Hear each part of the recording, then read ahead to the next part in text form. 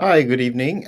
This is one of our midweek discussions with Dr. Chetty, looking at diagnosis of COVID. And you have to understand this is going to be a clinical discussion because we are trying to understand what happens with regards to severe disease. So I'm not talking about somebody just having minor symptoms and so on. I'm talking about patients who get really sick, end up in hospital. How do we diagnose them?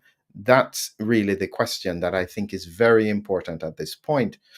So, before I start, I just wanted to mention that in the links usually below is the ability to join our newsletter as well. Coming up next week is going to be on the Thursday of next week is going to be presenting Storm.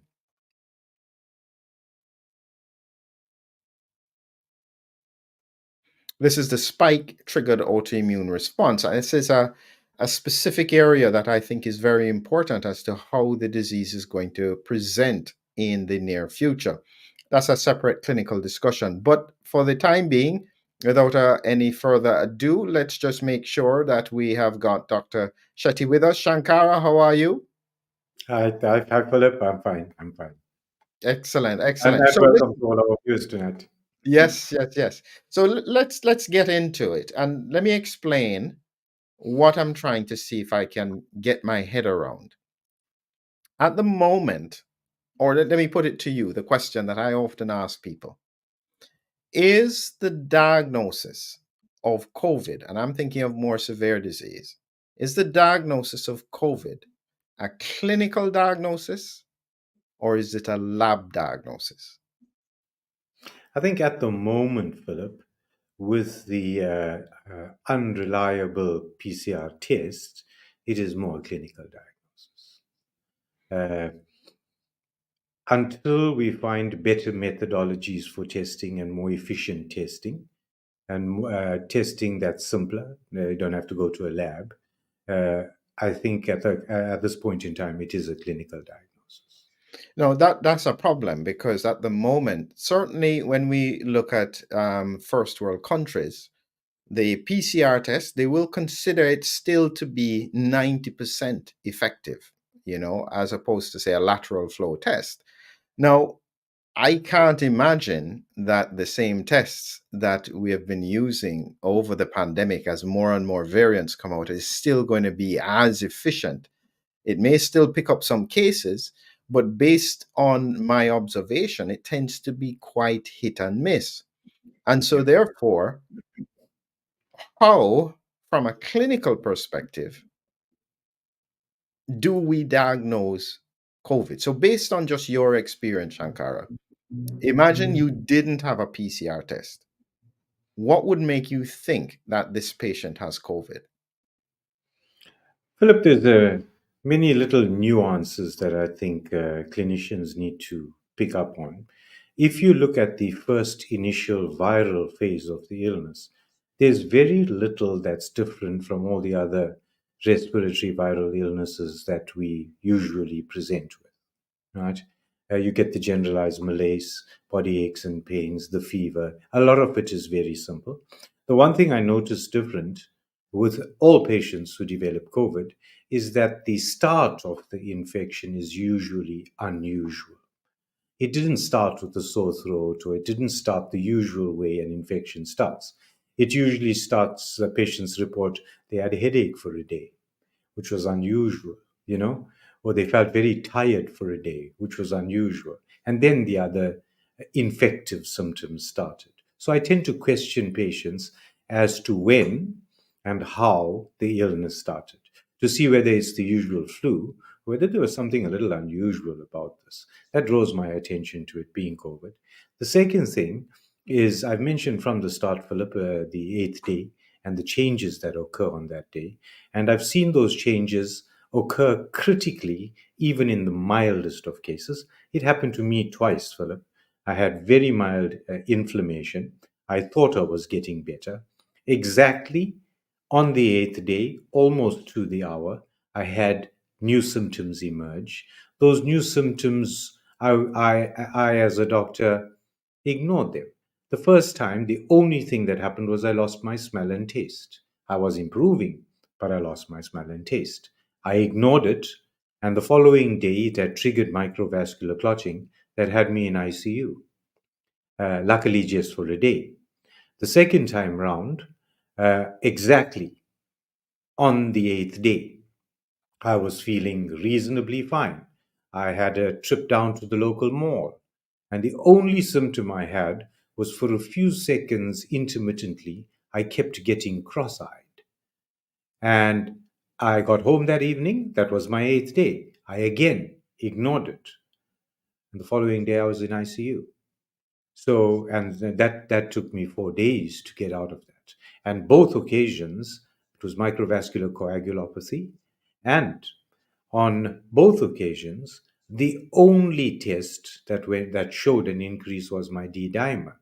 Now, in this last episode, they ran every test in the book, and everything came out clear. It was only my D dimer went up. It went up from 490 odd to 6,000. And I can guarantee you that rise started on that Sunday when I became cross eyed. The You know, Saturday before was fine. I'm thinking to myself now because, as I said, I've always said that that microvascular clotting, the microclots that we said, is more like a vasculitis. It's an Yeah. inflammation in the blood vessel, which then leads to the clotting. And generally, when we think of severe COVID, and that's what you use, you bring in steroids and you have the extra thing of Yeah. antihistamine because you need to shut down the immune system. That's the beginning of the cytokine storm. Yeah. Now that the world has been either infected or vaccinated, I think that the presentation is different. It's not Yeah. quite the same. And I think that makes it very complicated because I've been listening to patients for a while, and what I have found clinically is that especially when their presentation doesn't add up, I start looking for a prodrome where they were unwell, just like you said, they were a bit fatigued, weren't quite right. And I look for that, and it oftentimes is a range of about 4 weeks, 2 to 4 weeks before their presentation that you tend to have that. Your presentation with the eighth day, I think that was more unusual, Yeah. And more acute. I think when you have a patient who suddenly deteriorates, like I did, right? A healthy patient who's had no comorbidities, had no history of illness, and you suddenly have a patient where that happens. Uh, your first consideration should be is and if there's a history of a previous or a recent respiratory infection or some kind of infection, your immediate look should be towards this being COVID. Is it a reaction that this patient is having?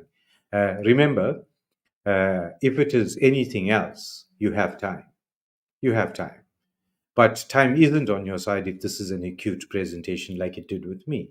If on that day that I started to notice I was cross eyed, if I drove straight to the lab and did my D dimer, because it happened the first time that it was a coagulopathy problem, I would have noticed an increase and taken immediate steps to negate it.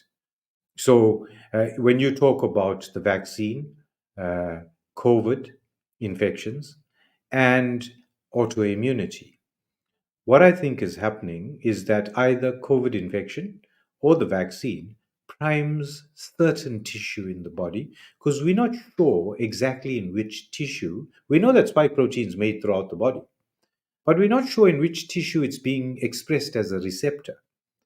So, dependent on genetics, you might have different populations express it as a receptor in different tissues. And when exposed to the infection, present with an autoimmune response directed at specific targeted systems. Now, I know mine is my blood, it's my red blood cells. So, on the eighth day, it triggers an immune response that causes the clotting. And remember, at this point in time, Philip, why I say that. When this happened, I was on hydroxychloroquine and zinc through that first week. I was on antihistamines. I was on Ecotrin and colchicine. I took the necessary precautions, right? On that eighth day, the symptoms started anyway. I could not prevent it. And the only thing that saved my life was heparin.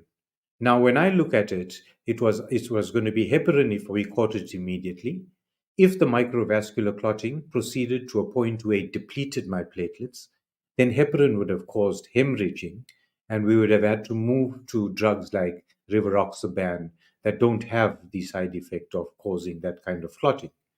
So there's a methodology to look at it. And I think we're going to have to find ways of classifying patients because some present with respiratory symptoms, some present with gastrointestinal symptoms.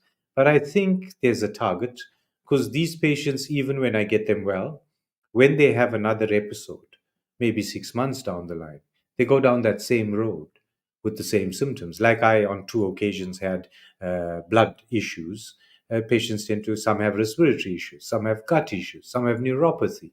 Mm. But I think it's to have a healthy suspicion and an understanding of the uniqueness of each patient and how they're going to present.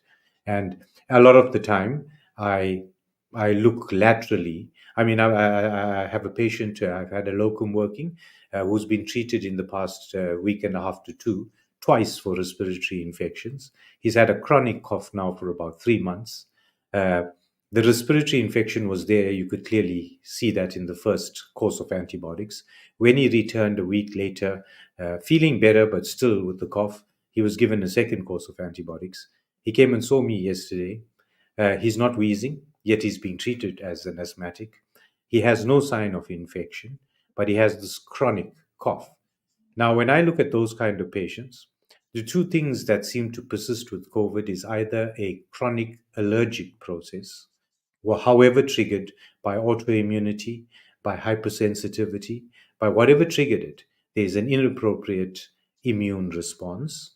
And the second thing is microvascular coagulopathy. And both can present in very much the same way uh, with respiratory symptoms, with gut issues, and that kind of thing. So when he came to see me today, his X-ray showed really nothing remarkable, which I'd sent him for yesterday. A very mild, consider bronchitis, which can be inflammatory. And so I did his D-dimer and interleukin 6 today. If I find either of those high, I think I know where to treat him, either as an allergic patient or a patient who's sitting with microvascular coagulopathy.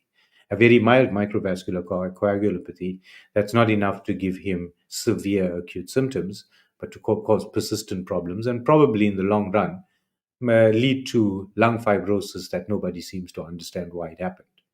So I think it's, Yeah, yeah, the individual, it's one of the things that I think I'm concerned about is the fact that this is, I think that people are scared when it's acute. Okay. So, meaning that when things happen and somebody just suddenly gets unwell and in a few days they're on intensive care, that sounds scary. But if that person is unwell for 4 weeks and then they gradually get more unwell and then they die, people don't seem that concerned. They're that okay with that. It's that's the same numbers, it's just the time frame is yeah. You different. see, I think you're absolutely right there, Philip. And I think we need to humble ourselves as doctors, if because of COVID, right, and because of understanding the importance of time frame and solving the problem. The patient knows what he felt like before he got sick. My aim is to get him back to that state of health, right? So, whenever I treat a patient, I give them a clear picture of my expectation to their recovery. And I make it very clear that I'm not afraid to fail. And I'd like to know if I do.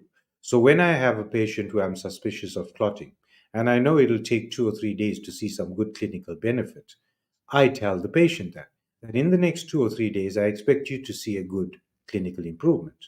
And if we give it a 2 or 3 days more and you're still not improving, come back.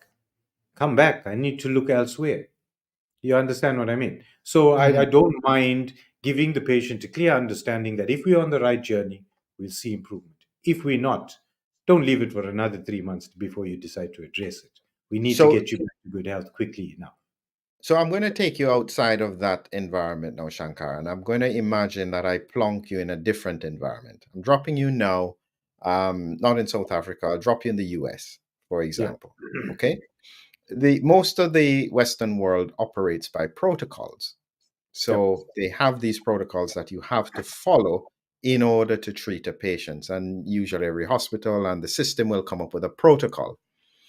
One of the problems here is that I think it's an issue. I think that not just the general public, but I think clinicians are thinking that COVID is over. This is, we're having a few remnant issues. They are not anticipating another wave. Okay. Let's just suppose, as Garrett had been talking about, a variant comes along. The variant is not as sensitive to the PCR. So people are not testing positive, but they are presenting with lung disease. Therefore, the standard approach is maybe it's heart failure, maybe it's just a chest infection. You're using antibiotics and you're using diuretics, but critically, you're not using steroids. So the clinical part, the management part is very different. So it is very important to know the difference. Yep. What happens in that situation? What could you do in that situation? Well, I guess it's what could you do and what would you do? Uh, what I could do and what I would do is different things, Philip. What I would do is consider COVID, do the necessary testing, and treat that patient the way I'd see appropriately.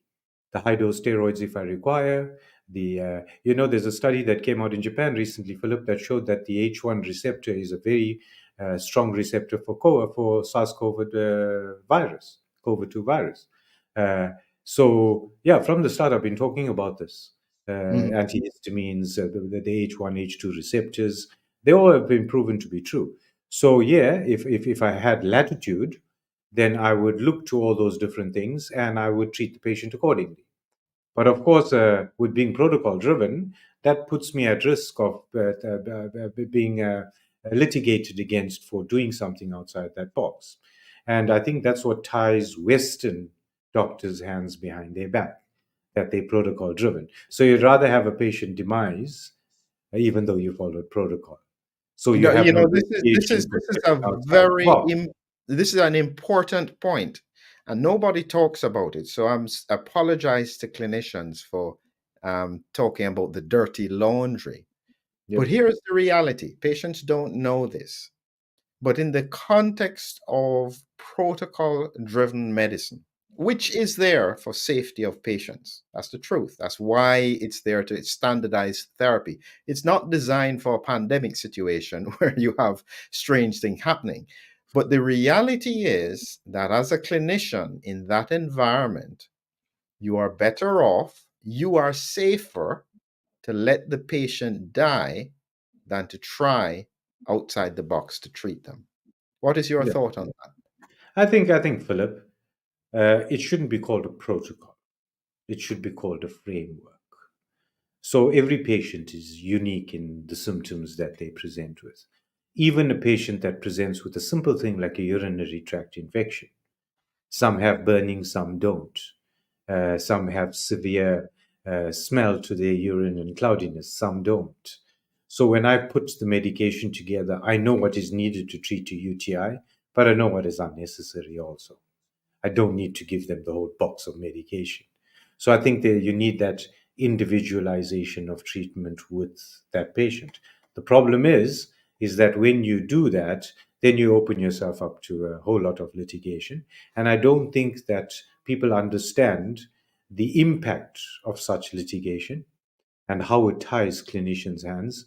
Remember, I have a lot of patients who sign living wills with me. I have a lot of patients who are organ donors. But the first thing I do when we go down that road with a living will and an organ donor is to explain to the patient that this is something that needs to urgently be discussed with the extended family so that when that time comes, we don't have a problem. Because it's only after the patient demises that the family wants to sue you because they feel you didn't do what's right. But the patient was there saying, do whatever you want. I want to survive. But the family weren't there when he said that. So I got that. I think patients need to take far more responsibility for the choices they make and for whose hands they choose to put their lives into. And of course, they need to understand that yes, we might be doctors. Uh, all of us treat patients differently. I can almost guarantee you, Philip, that the same patient won't get treated the same way by two different doctors. We cooks. Yeah. We don't do it the same way. So protocols go against that, and that's why I say a protocol should be a general framework for a doctor to use. It shouldn't So be something to litigate against if yeah, it's so not. it brings the issue though, is that within the protocols, and this is a question, so I don't know if any clinicians are listening, but it is a really important question. If we have a situation where there is a variant that is not as easily detected, or let's say it's 80% effective, the PCR test, 20% of people are going to have COVID and not have a positive test. Okay. So Yeah, that 20% of people who present with respiratory compromise, who are unwell, who are not responding to antibiotics, how do we diagnose if it's COVID and they need immune suppression? That's the question. yeah, and that's something I've been pushing from day one. I did speak about a spike-specific IgE test to look for titers, which might show up on the eighth day. We might look for certain types of antibody immunoglobulin responses that we can look for. That would because remember, Philip, when you're treating a patient 3 weeks down the line, the virus has long left. So looking for COVID is of no consequence. We need to know what's going on with the patient to treat it. We know what COVID leaves behind. It leaves behind an inappropriate immune response. It leaves behind microvascular coagulopathy. We know what it leaves behind. So we got to go looking for those kind of things to try and fix that kind of problem. Now, when you talk about 80%, yes, I was always taught that you never use a test to come to a diagnosis. You always use a test to confirm your diagnosis. So in those 20%, the test being negative doesn't tell you they don't have COVID. It just tells you the test was negative. I would say a positive test, I would believe. A negative test, I treat with suspicion. I'd prefer to trust my clinical judgment over the fallibility of a test. So it raises a question now, and I'm talking about, I guess, some clinical observations. My rule of thumb is that the it needs to look like a duck and quack like a duck. So if I see a patient with chest symptoms, that should be a chest infection, but their CRP, the inflammatory marker, instead of it being 200, is 400. That's a red flag for me. Yeah, If the CRP is very elevated and I don't see typical patterns clinical of, picture. Yeah, then I'm worried. yeah, The other thing that I am thinking about is that I believe that when you don't know, you investigate more. And one of the tests that I think needs to be done, therefore, very early is a scan of the chest, a CT scan, looking for ground glass changes, because that kind of inflammatory change doesn't suggest a typical infection. yeah. And so if you are And I then, think as well, Philip, Mhm. for clinicians to realize a ground glass appearance does not diagnose pneumonia. Yes. You know what I mean? If I give you a scenario, I kept at the beginning of the pandemic sending patients for X-rays, and it came back saying ground glass appearance, COVID pneumonia, right? And it irritated me because they kept using the word pneumonia, and this was not an infection. So when I started sending patients for X-rays, I wrote on the request form, query hypersensitivity pneumonitis. Then I started getting X-rays coming back to me from the local radiologist to say ground glass appearance uh, confirmed clinically between pneumonia or pneumonitis.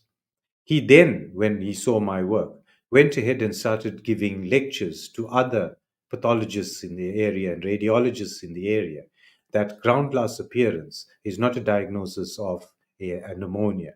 It is a differential diagnosis, and they should consider hypersensitivity pneumonitis. Then I started getting x-rays back saying hypersensitivity pneumonitis. But So these it are the little raises nuances we need to be, aware of. yeah, absolutely. But this is why I'm asking a genuine clinical question here, because the system is so weighted towards the PCR test, Yeah, for which I am worried either is not as effective as it should be, or could become even less effective with new variants, because you can't guarantee that the LB1 is going to respond in the same way as the previous variant. So yeah, yeah, in that circumstance, what we need for clinicians is a framework where they can say, okay, if you find that there is nothing obvious on the chest x-ray, or even just diffuse bilateral non-specific changes with an exceptionally high CRP and maybe very high yeah, oxygen requirements, combined with an elevated D dimer over, yeah, yeah, yeah, yeah, this is what I mean, is that yeah, yeah. the You're right. other You're thing. absolutely right there, Philip. I've Mm, had patients who have suffered with either long vaccine symptoms or long COVID symptoms for periods of 2 years, where they've had every test in the book, seen a cardiologist, seen a neurologist, everything. They come to me 2 years later with all these results, but not a single one of those doctors has done a CRP, interleukin, or a D dimer. And when they see me, those are the three tests I do. And invariably, one of them is high. Now, how come you've run, same with myself, how come you've run all these tests and they're negative, but just one or two are high? So, how hard is it to harbor a healthy suspicion in a patient who's been unwell for more than 10 days and you are failing to, or a patient, more importantly, that seemed to be improving and suddenly started to worsen and then refuses to improve, where, dependent on whether that worsening was acute and needed critical care or it was just a slight worsening that refuses to improve, harbor a healthy suspicion that this might be a COVID reaction and do those three tests. And sometimes when I am in two minds, I'll do those three tests with a full blood count to rule out infection. Because if I'm going to put a patient on a steroid, if there's an infection, I'd like an antibiotic coverage. mm. So sometimes, if the patient might have had a fever, I'm suspicious there might be an infection. I do a full blood count with those three tests just to look at do they have elevated leukocytes, those kind of things. So why are we running all angiograms and CT scans and the rest when we've got three tests, CRP, interleukin, and D dimers, and with a full blood count will give us a good understanding of what we're dealing with and at least advise us on where to start. The rest can. It's difficult times ahead because, as I said, I don't think the medical fraternity is prepared enough for the complexities of the questions that are coming. And as I said, that when you add on top of it that there is a delayed response Yep. for many patients, and the patients don't even remember that they had this flu-like illness for which they never tested for 4 weeks ago, but they're coming with just strange, Yeah. oftentimes these days, neurological symptoms. It just doesn't add up. And if we don't have the ability to know how to identify who will benefit from immune suppression, the Philip, outcomes are like yeah, it's a huge, it's a nightmare. yeah. But Philip, if I had to consider my treatment for the microvascular clotting and my treatment for the inappropriate immune response, right? Uh, Prednisone, fair enough. You got to have a clinician to rule out infection and use it in the right situation. So, fair enough.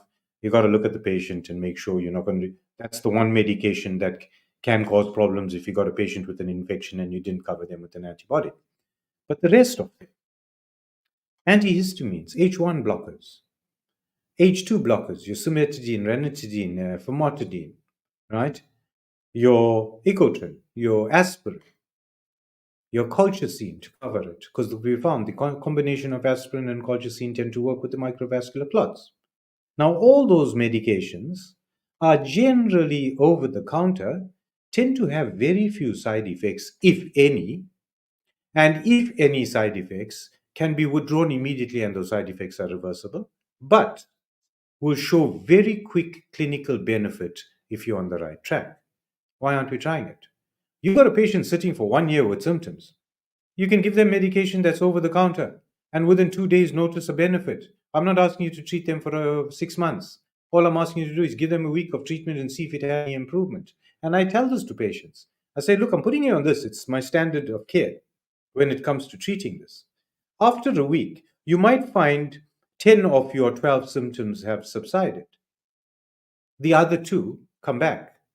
Let's have a look. There might be long term injury, there might be pre existing conditions that were undiagnosed, all that kind of thing. So I think it's to be open with the patient. But remember that treatment poses no harm to the patient. So why not try it? My only question to the patient is, are you allergic? The next question is, do you have sedation with antihistamines? Then I know my latitudes in how I can treat you. Do you know that phenergan, promethazine, a specific H1 blocker, is one of the most effective medications I've ever used in COVID? And I mentioned this to you many times, Philip. For the Mhm. last 2 months, I can't find stock of it. Do you know that when I mentioned phenergan in the first wave, the World Health Organization put a red box warning on it? There was never a red box warning, and phenergan has always been an essential medication, a life saving medication that every doctor should have in his toolbox. Then I went on to mention Montelukast. And for about 2 weeks, there was a red box warning on the World Health Organization site about Montelukast. So now I keep thinking to myself every time I find a solution, the pharmaceutical industry seems to have a hand in making it unavailable. Mm. So there's a lot going on, more than meets the eye, that's going on in the background. So I think, yeah, clinicians need to understand that. I've always been called a doctor, Philip, that uses medications from Noah's Ark. But let me tell you, I trusted the ethics of the pharmaceutical fraternity, I'd say, around the 80s and the 90s. But I saw clearly around the mid 80s to early 90s the problems that crept in, the commercial interests, the lack of scientific rigor in the way they tested medication. And so any medication that's come out, say, after 1990, I'm very cautious about ever using it. I'll use it as a last resort when everything else failed. So I get classified as this doctor who uses medications from Noah's Ark when there's supposedly better stuff out there. But hey, it's Noah's Ark that got me here, so hey, call me what you wish. I prefer to use something I know was ethically made, and I know the tools I have. I Brilliant, trust it. brilliant. Yeah, Shankar. So yeah, so this I think is going to be an ongoing discussion. Just in case our audience is listening, we're only keeping it for short periods of time.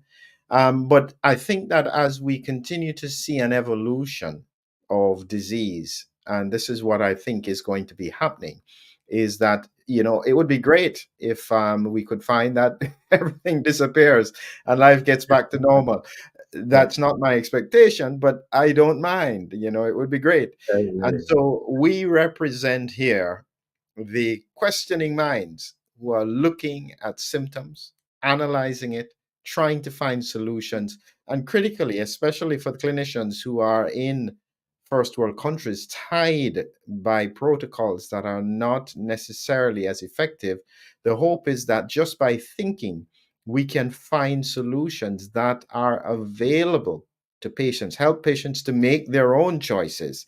yeah. If you can't prescribe it, you say use this or use that, and give them the leeway to try and make a difference for their health, because the system, I think, is now like the Titanic.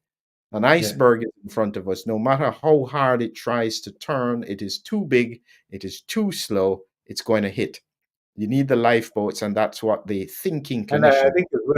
think as well, Philip, if you look at the timeline, the from the 90s when the scientific rigor, the commercial interests became part of the pharmaceutical industry, all those kind of things happened.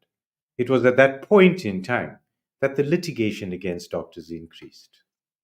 And now we're Mm, sitting with that problem. So we got to find some balance between the two. The litigation ties my hands, and the pharmaceutical industry dictates what I can and can't give you. So There's the circle, there's a ring of fire there that needs to be broken. Absolutely, absolutely. So, yes, wonderful. Thank you again, Shankara. And we'll have another conversation, I'm sure, again soon. And audience, look out for these. These are clinical insights into analyzing, understanding COVID with one of the best in the world, Dr. Shankara Chetty. So, thanks, Thank you. Shankara. Just hang with me. And for the audience, have a great evening.